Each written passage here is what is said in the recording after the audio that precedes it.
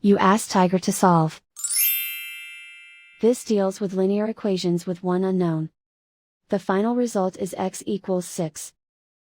Let's solve it step by step.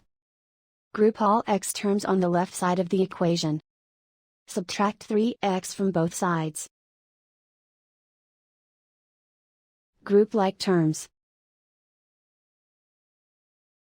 Simplify the arithmetic. Group like terms.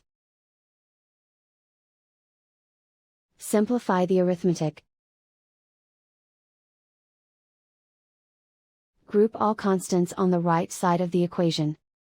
Subtract 7 from both sides.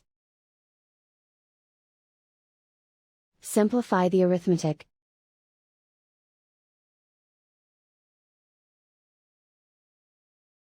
Convert the x into a positive number. Multiply both sides by -1.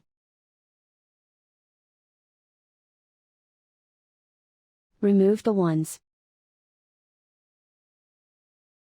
Simplify the arithmetic. And so the final result is x equals 6.